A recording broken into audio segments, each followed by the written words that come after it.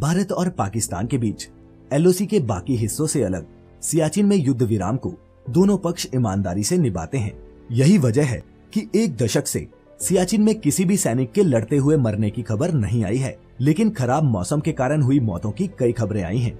साल 1984 में ऑपरेशन मेघदूत शुरू होने के बाद से अब तक दोनों तरफ के लगभग 2500 सैनिकों ने अपनी जान गंवाई है।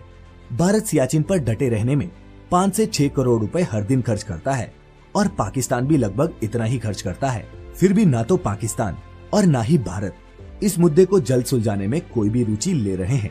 तो क्या ऐसी स्थिति में हमें पुराने जंग खा रहे समझौतों से आगे बढ़कर एक नए समझौते की बात नहीं करनी चाहिए? क्या हम दोनों देशों को बेवकूफ बनाया जा रहा है? कहीं हम दोनों देश बेवकूफ तो नहीं बन रहे? क्या हमें सियाचिन से अपनी अपनी सेनाएं हटाकर अपने जानमाल दोनों की बचत नहीं करनी चाहिए?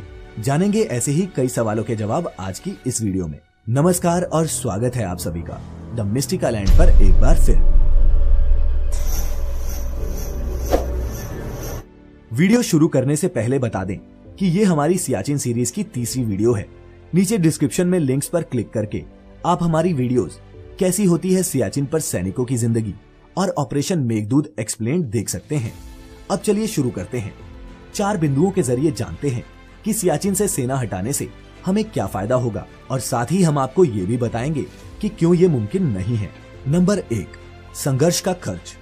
देश की सीमाओं की रक्षा में होने वाले खर्च को पैसों के तराजू में तोलकर नहीं देखना चाहिए, लेकिन क्या सियाचिन की रक्षा में होने वाला खर्च उठाने में हम समर्थ हैं? क्या ये सारा धन देश में गरीबी, कुपोषण और अनपढ़ता को दूर करने में व्यय नहीं किया जाना चाहिए? दोस्तों, इस हिसाब से भारत के कई राज्यों को भारत का हिस्सा बनाए रखना देश के लिए महंगा साबित हो रहा है, इसलिए इन्हें भी भारत से अलग कर देना चाहिए। यहाँ देश की अखंडता और संप्रभुता की बात आएगी, सामर्थ्य हो तो खर्चा उठाना ही पड़ता है। नंबर 2, पर्यावरण पर डल रहा प्रभाव। इस तर्क को साबित करने के लिए कोई ठोस वैज्ञानिक सबूत उपलब्ध नहीं है। हालांकि इंसानों के ग्लेशियर पर बसने से पर्यावरण पर कुछ प्रभाव तो पड़ते ही हैं, लेकिन ग्लेशियर के सिकुड़ने की एकमात्र वजह वहाँ इंसानों की मौजूदगी नहीं है। ये एक भूमंडलीय घटना है। पूरी दुनिया में ग्लोबल वार्मिंग के चलते ग्लेशियर्स पिघल रहे हैं। बड़ी बात यह है कि भारतीय सेना इस क्षेत्र के कमजोर पर्यावरण को बचाने और संरक्षण के लिए कई कदम आगे बढ़कर काम कर रही है। नंबर 3, सामरिक महत्व। कुछ लोगों का मानना है कि इस क्षेत्र का कोई सामरिक महत्व नहीं है, क्योंकि इस क्षेत्र में घात लगाकर बड़ा हमला करना मुमकिन ही नहीं है।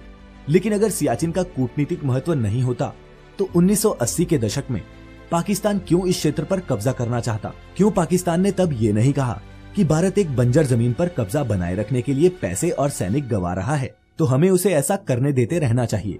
पाकिस्तान ऐसा नहीं कहता, क्योंकि वह सियाचिन का महत्व जानता है। हम ऐसा तो मान सकते हैं कि सियाचिन बंजर जमीन का टुकड़ा है, लेकिन भविष्य में मॉडर्न तकनीक और वातावरण में आए बदलावों से इस क्षेत्र में बड़ी संख्या में सेना भेजकर घुसपैठ करना भी मुमकिन हो सकता है। नंबर 4, 1989 का समझौता। भारत और पाकिस्तान के बीच सियाचिन को लेकर एक समझौता हुआ था और उसे मान लेना चाहिए, लेकिन ये अधूरा सच है, इससे ज्यादा कुछ नहीं। साल 1989 में भारत जिन शर्तों के आधार पर समझौते को तैयार हो सकता था, वह अब भारत को नामंजूर है। भारत आज जो शर्तें रखना चाहता है उसे कल भी पेश करे, ये भी जरूरी नहीं। दोनों देशों के बीच आपसी विश्वास की कमी के कारण सियाचिन पर अब तक कोई ठोस समझौता नहीं हो सका है। करगिल युद्ध के बाद तो इस विश्वास में और कमी आई है। एलओसी की विस्तृत रूपरेखा होने के बावजूद पाकिस्तान इसे बदलने की एक तरफा कोशिश भी कर चुका है। भारत की सबसे बड़ी चिंता है कि आज भले ही सियाचिन में पाकिस्तान की मौजूदगी न हो, लेकिन जैसे ही भारत अपने सैनिक वहां से हटाएगा, पाकिस्तान अपने सैनिक भेज इस जगह पर कब्जा करने की कोशिश जरूर करेगा। इससे कारगिल जैसी स्थिति पैदा हो जाएगी और इस स्थिति को बदलना नामुमकिन हो जाएगा। भारतीय सैनिकों को साल्टोरो चोटी तक पहुंचाने में जहां 15 दिन लगते हैं, पाकिस्तान से ये चोटी महज 5 दिनों की दूरी पर है। दोस्तों, इस मुसीबत को और बढ़ाता है चीन। सियाचिन चीन और पाकिस्तान प्रशासित कश्मीर के बीच में स्थित है। ये दोनों देश सियाचिन पर अपना कब्जा करना चाहते हैं, जिससे पाकिस्तान को काराकोरम पास और फिर चीन में सीधे घुसने का मौका मिल जाए। अकेला यही पहलू अपने आप इस तर्क को झुठलाता है कि सियाचिन का कोई सामरिक महत्व नहीं है। इस मामले में भारत ने जो पेशकश की है उसके तहत सियाचिन से सैनिक हटाए जा सकते हैं कि एजीपीएल यानी एक्चुअल ग्राउंड पोजीशन लाइन के सत्यापन को उस संभावित समझौते में शामिल कर लिया जाए। यदि इसे समझौते के अनेक्शर में भी शामिल किया जाता है तो कम से कम इसे कानूनी वैधता तो मिल ही जाएगी। पाकिस्तान इसे किसी तरह मान भी ले तो वह भारत की इस चिंता को दूर नहीं कर सकता कि वह भविष्य में अपने वादे से पीछे नहीं हटेगा। भारत सियाचिन पर अपनी पकड़ बनाए रखेगा। और सच्चाई तो ये है दोस्तों कि चीन यही चाहता है कि भारत और पाकिस्तान इस महंगे अभियान में बेतहाशा धन और रिसोर्सेज वेस्ट करते रहें। खैर, हम उम्मीद करते हैं कि भविष्य में पड़ोसी देश इस मुद्दे को सुलझाएंगे और जो धन अपने लोगों को समृद्ध बनाने में इस्तेमाल किया जा सकता है उसे इस तरह नहीं बहाएंगे। उम्मीद है चश्मे से थोड़ी धूल तो हटी होगी। दोस्तों, आपको क्या लगता है, क्या भारत और पाकिस्तान भविष्य में सियाचिन से अपनी सेना हटा पाएंगे या फिर ये जंग यूं ही चलती रहेगी? नीचे कमेंट्स में हमें अपनी राय जरूर बताएं। सब्सक्राइब करें ऐसी ही और इंटरेस्टिंग वीडियोस के लिए the mystical land YouTube channel और लाइक करें हमारा फेसबुक पेज भी। फिलहाल आज के लिए इतना ही।